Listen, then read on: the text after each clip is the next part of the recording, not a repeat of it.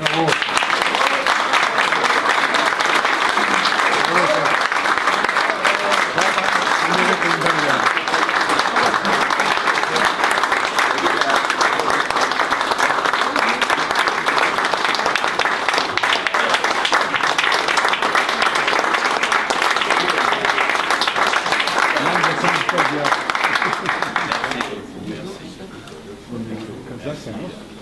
Innovation de fou avant de commencer, c'est quand même quelque chose.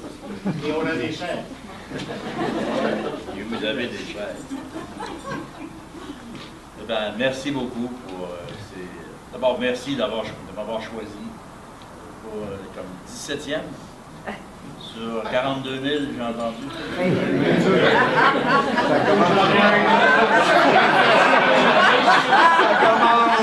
Tu dois travailler à Radio-Canada, toi aussi. Alors, merci d'être là. Je suis évidemment ému. Je ne sais pas quelle forme ça va prendre. Je vais essayer de me débrouiller avec ça. Ému pour toutes sortes de raisons. D'abord parce que je ne suis pas habitué d'être récompensé. Je me suis vraiment pris. J'aurais adoré en avoir. Je n'ai pas eu de gouverneur général. J'ai pas eu rien. J'ai même pas eu le prix du Salon du Livre pour la participation régulière. Rien. Alors, vous comprenez mon émoi. C'est ma surprise. J'ai préparé un mot pour me défendre, parce qu'il y a déjà de l'abus. Et je vous le lis, et il n'est pas très long. Lorsque nous sommes intronisés dans un panthéon, c'est que la partie est jouée. Et c'est un peu effrayant quand on regarde ça. Les intronisés au temple sont en principe des vieux soldats, des boiteux, des amochés, c'est mon cas, des humains portant les cicatrices de leurs routes et combats. Nous avons été sur le terrain, nous nous sommes mouillés, usés, nous avons brûlé cette portion de nous-mêmes qui témoigne à présent de notre vie quasiment passée, comme s'il était venu l'instant de regarder, de l'envisager à rebours. Dans ce regard en arrière, un grand pan de réalité reste vif dans mon souvenir. 8 années de collège. 8 ans. C'est une sentence. Une période cruciale qui s'appelle tout simplement l'éducation. Le temps des classes, le temps de l'ouverture et des élans généreux de la jeunesse. Les frères sont partis depuis longtemps, mais il est difficile de les chasser de notre mémoire. On se souvient de leur nom, de leur visage, et quand c'est juste la photo du frère Clément. Ben oui. Ça résume un univers, un cosmos. Les images de nos professeurs laïcs non plus ne s'oublient pas du revers de la main. Je les revois encore avec leurs manies et leurs manières, professeurs dévoués, essayant pour de vrai de nous enseigner des choses. J'appartiens à la bande des anciens de la rue Sherbrooke. Un jour prochain, on enterrera le dernier de cette race. Car le temps passe. Certains d'entre nous ont déjà passé l'arme à gauche. Et bien sûr, je pense, on l'a dit à Paul, le mieux. Tellement vigoureux, tellement violent sur la ligne, tellement généreux. Mais il a passé. Pourquoi il a passé? Parce qu'on passe. C'est ça qu'on fait dans la vie. Il y a Huot qui est parti aussi. Puis là, on se regarde tous ici en cérémonie, là, on pourrait prendre des petits carnets pour l'avenir. On se regarde tous les deux.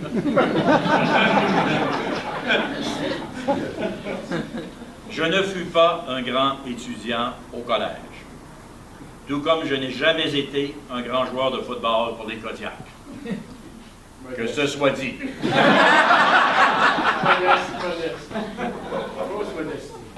Mais j'étais beau, peut-être le plus beau de tous. Selon les frères.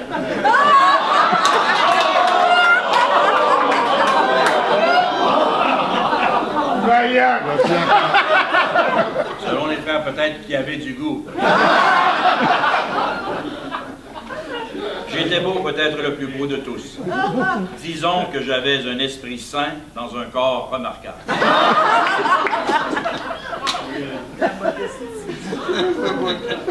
J'ai aimé ce collège qui aujourd'hui me le rend bien.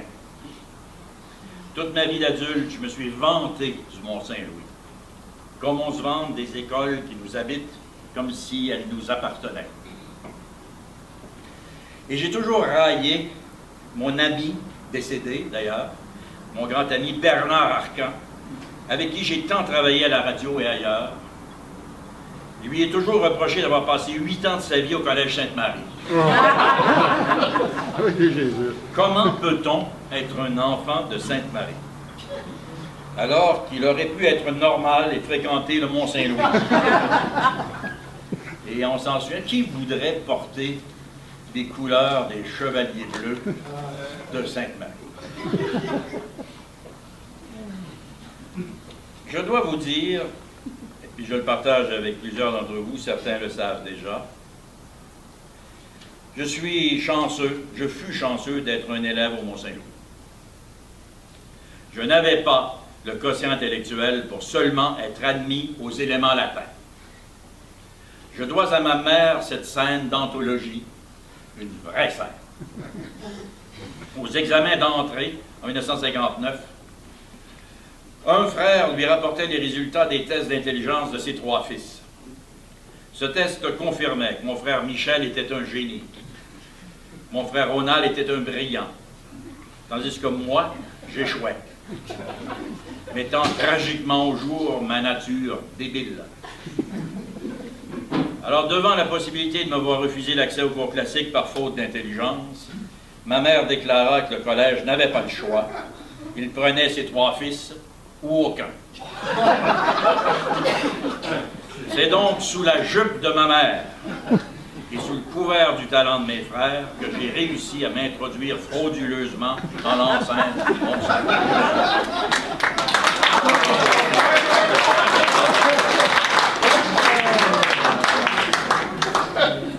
Identité, enracinement, respect. Je n'ai jamais reçu de prix pour mes livres ou pour ce qu'il est maintenant convenu de dire mes œuvres. Mais curieusement, je suis honoré et reconnu par mes écoles, les écoles que j'ai fréquentées. Mystère. Il y a 3 ans, je recevais la médaille Georges-Henri Lévesque de la Faculté des sciences sociales de l'Université Laval pour avoir fait grand rayonnement dans le domaine des sciences humaines. Quel retour des choses!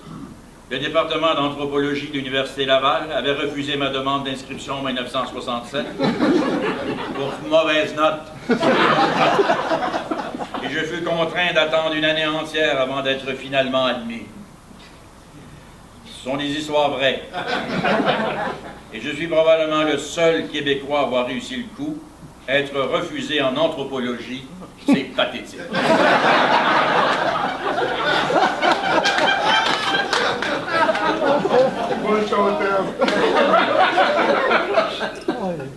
Aujourd'hui, je suis reçu au Panthéon du Mont-Saint-Louis. J'en suis bouleversé, car c'est un exploit hors du commun. Je dois le constater, mes écoles sont fières de moi. Combien surréalistes sont ces honneurs. Il ne me manque que la reconnaissance de mon école primaire Saint-Enfant-Jésus de Pointe-aux-Trembles. Où là, comme ailleurs, j'ai été un élève ordinaire, dont le seul fait digne de mention est d'avoir tenté de séduire Mademoiselle Laberge, ma maîtresse de 4e année. Au Panthéon, je rejoins mon ami Claude Mayotte, dit le flamboyant.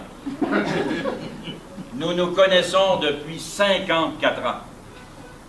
C'est bouleversant.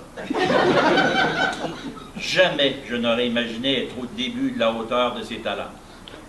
Claude a toujours été fait pour la renommée. Il est né sous le signe de la lumière.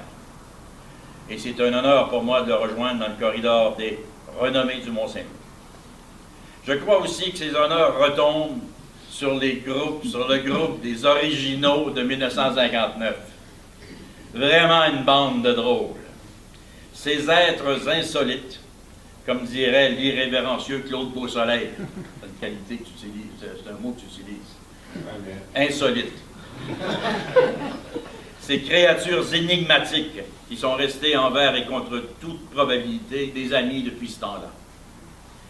Claude Roy, qui n'est pas là aujourd'hui, mystérieux Claude Roy. Raymond Beausoleil, l'inexplicable Raymond Beausoleil. Gélagnotte. Et mon meilleur ami, à l'époque, Jean-Pierre Chartrand, qui est ici aujourd'hui, qui me fait ce plaisir-là, parce qu'on a convenu de ne plus jamais se voir. Et on le fait depuis 40 ans. On se force. Mais c'est ton nom. Mais c'est bon l'amitié comme ça. Je nommerai pas tout le monde, vous le savez, mais difficile de ne pas parler du plus jeune et du plus vieux. Le plus jeune, pour moi, Marcel Desroches, un très bel humain, un joueur de ligne, mais avec une sensibilité d'une sœur de la charité portée sur la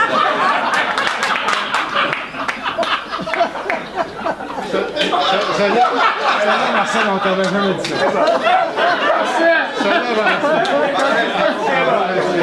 Quand tu faisais pas des push-ups, je pense.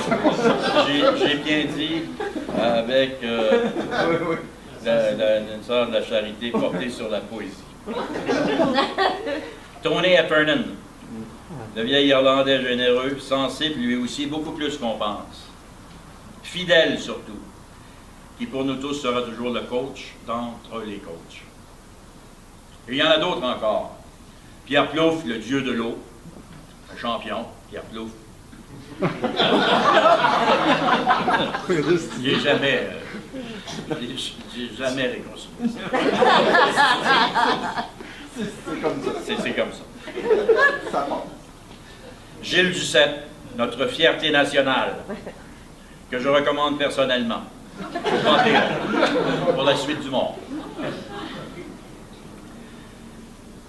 Et j'ajouterais même ici, même si on m'a demandé de ne pas en parler, qui est supposé être assis là, qui n'est pas là, je ne sais pas, il est dans le trafic, puisqu'il est devenu incompétent à Montréal. Dans le cercle de mes anciens remarquables, mon beau-frère, imaginez, peut-être certains d'entre vous s'en rappelleront, Pierre Brulotte, qui est mon beau-frère, Pierre Brulotte, qui nous rejoignit en belles lettres. C'est un ami depuis seulement 50 ans. Il m'a présenté ma première femme, Ginette, et il m'a présenté ma deuxième, Marie-Christine. C'est un grand consultant international, c'est aussi un conseiller marital. Je dirais maintenant à Pierre qu'il peut se reposer, j'ai plus besoin de rien.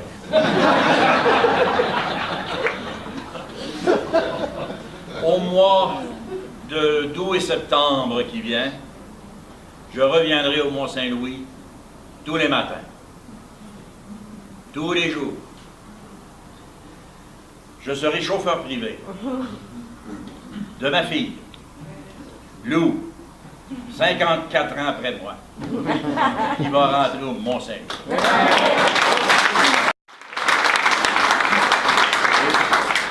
Contrairement à moi, elle n'a pas été acceptée par charité. On ne nous a pas demandé. Même malgré mon dossier. Non, c'est remarquable. Et c'est très touchant. Donc, Lou va être un étudiant du MSL. J'ai vécu, j'ai écrit beaucoup, j'ai parlé beaucoup, j'ai appris.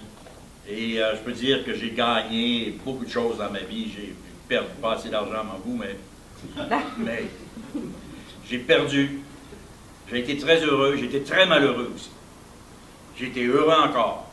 Bref, j'ai parcouru avec toute l'énergie possible. La longueur, la beauté, la misère des chemins. Rien n'est fini. Il me reste encore quelques verges à franchir. Ça va être toujours heureux.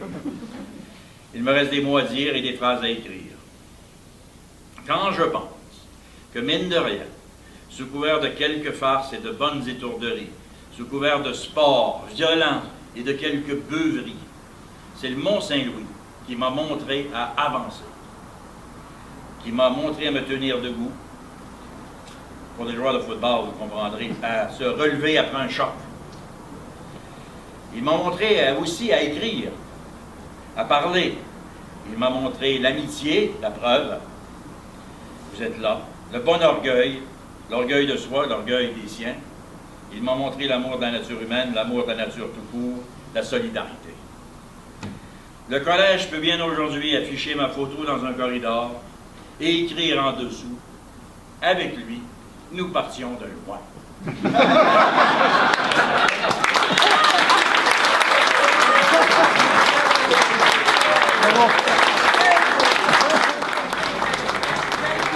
C'est sur la jupe. C'est ton professeur de quatrième. Wow!